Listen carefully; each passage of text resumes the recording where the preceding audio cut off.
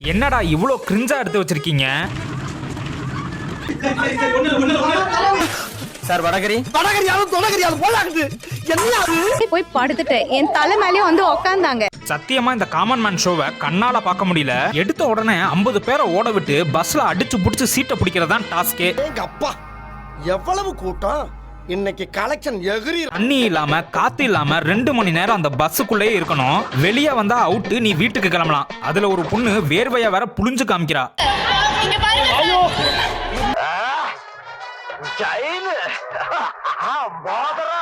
ஆக மொத்தத்துல இந்த டாஸ்க பாக்கும்போது இவனுங்க எல்லாத்துக்கும் ரெடியா தான் வந்திருக்காங்க போலயே. இவனுங்க ஒவ்வொருத்த மூஞ்சில இருக்க வெறிய பாக்கும்போது யாரையாச்சும் எலிமினேட் பண்ணணும்னு பஸ்ல இருந்து கீழே தள்ளி விட்டுற போறாங்களோன்னு பயந்துகிட்டே பாத்துட்டு இருந்தேன். நல்ல வேளை அந்த மாதிரி எதுவும் நடக்கல.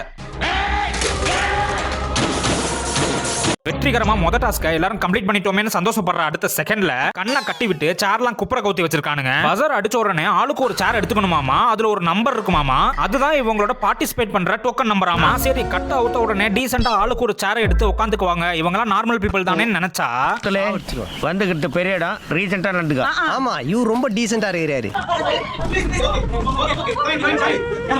என்னடா இப்படி அடிச்சுக்கிறீங்க? அதாவது பிக் பாஸோட வெறி இவனுங்க நாடி நரம்புல எல்லாம் ஊறி போய் கிடக்குது போல. ஆம்பளை பொம்பளை திருநங்கைகள் பார்க்காம அடிச்சுக்கிறானுங்க.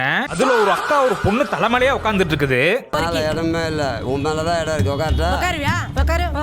அசரும் அடிச்சிருச்சு. மாயாவும் உள்ள வந்து சேர் இல்லாதவங்க எல்லாம் வீட்டுக்கு போங்கப்பான்னு சொல்ல, பாவம் அந்த சேர் கிடைக்காத 4-5 பேர் மனசு உடஞ்சு நிக்க. ஸ்கூல் பசங்க மாதிரி மிஸ் என்னோட டோக்கன் அவன் பிடிங்கிட்டான், நான் உட்கார வேண்டிய சேர்ல அவன் உட்காந்துட்டான்னு மாயா கிட்ட கம்ப்ளைண்ட் பண்ண. யாரா இவனுங்க? எங்கிந்திரா வந்துக்கிறானுங்க? அங்க ஒரு மாற்றான் பிரதர்ஸ் இருந்தானுங்க. இவனுங்க 2 பேரை தான் கேமரா அடிக்கடி காமிச்சிட்டு இருக்குது. ஆளை பார்த்தாவும் பயமா தான் இருக்குது. இவனுங்க என்னமோ பண்ண போறாங்கன்னு ஆரம்பத்துல இருந்து யோசிச்ச மாதிரியே. அதுல ஒருத்தன் ஒரு பொண்ணு கிட்ட சேரை புடிச்சு இழுத்து அந்த பொண்ணை தூக்கி வீசிட்டான். அத கம்ப்ளைண்ட் பண்ண மாயா, நீங்க 2 பேரும் ஒண்ணு தானே, உங்களுக்கு ஒரு டோக்கன் போதும்னு பொண்ணை வாங்கி அந்த பாதிக்கப்பட்ட பொண்ணு கிட்ட கொடுப்பான்னு பார்த்தா இந்த அக்காட்ட கொடுத்துறாங்க. ஒரே குழப்பமா இருக்கியா? சரிப்பா எலிமினேட் பண்ணிட்டாங்க. அவங்க எல்லாம் வீட்டுக்கு அனுப்பிடலாமான்னு பாக்கும்போது அதுதான் கிடையாது. இவ்வளவு நேரம் இவங்க பண்ணதெல்லாம் பிராங்க்னு சொல்லி எல்லாரும் செலக்டட், வாங்க வீட்டுக்குள்ள போலாம்னு மாயா கூட்டிட்டு போறாங்க. நோயன்னு நீ பைத்தியக்காரனவே நினைச்சிருக்கிறல்ல நீ. இதுக்கு ஸ்ட்ரைட்டா காம்படிஷனுக்குள்ள போக வேண்டியதானே? எதுக்கு இப்படி டாஸ்க் எல்லாம் வச்சு டைம் வேஸ்ட் பண்ணிட்டு இருக்காங்கன்னு கேட்டா, பிக் பாஸ் வீட்டுக்குள்ள இந்த மாதிரி பிசிக்கல் டாஸ்க் எல்லாம் நிறைய இருக்கும். இந்த நார்மல் பீப்பிள் இதெல்லாம் பண்ணுவாங்களான்னு ஒரு டெஸ்ட் வச்சோம்னு சொல்லி சமாளிப்பானுங்க. ஏன்பா செலிபிரிட்டிஸா உள்ள போறவங்க மட்டும் என்ன வெற்றி கிரகவாசியா? எல்லாரும் ஆர்மிக்கு ட்ரெயின் ஆகிற மாதிரி பயிற்சி எடுத்துட்டா பிக் பாஸ் வீட்டுக்குள்ள போறானுங்க. அங்க வந்து தானே எல்லாத்தையும் பண்றானுங்க. நான் தான் கிங், நான் வச்சதான் ரூல்ஸ். அந்த ரூல்ஸ் எனக்கு இஷ்டத்துக்கு அப்பப்போ மாத்திட்டே இருப்பேன்.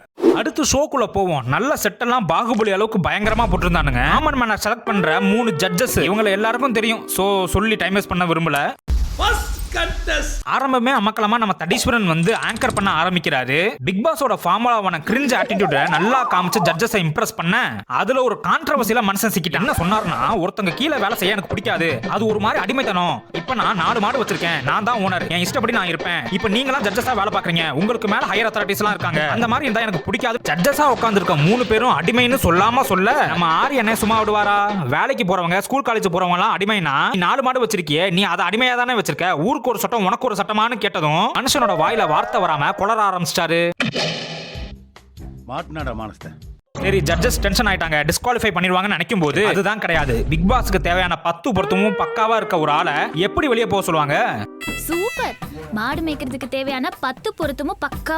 காமன் மேன் ஷோல ஃபர்ஸ்ட் கண்டஸ்டன்டா தடீஸ்வரன் செலக்ட் ஆயிட்டாரு. மோனிகா கிறிஸ்டினா இவங்கள பத்தி சொல்றதுக்கு ஒண்ணுமே இல்ல. நம்ம தடீஸ்வரன் மாதிரி இவங்களுக்கு பிக் பாஸோட ஃபார்முலா தெரியல போல இருக்கு. ஏதோ ஒரு ஐடி கம்பெனில இன்டர்வியூக்கு செல்ஃப் இன்ட்ரோ சொல்ற மாதிரி அவங்கள பத்தி சொன்னதும் நம்ம ராஜு பாய் நீ இதுக்கு செட் ஆக மாட்டேன்னு கலாச்சு விட்டு அனுப்பி விட்டுறாங்க. போரிங்கான ஆன்சர்ஸ் தான் சொல்லிட்டு இருப்பீங்களா மத்தவங்களை இம்ப்ரெஸ் பண்றதுக்காக? ஃபர்ஸ்ட் எபிசோட் நல்லபடியா முடிஞ்சிருச்சு. அடுத்த எபிசோட் சீக்கிரமா அப்லோட் பண்றேன்.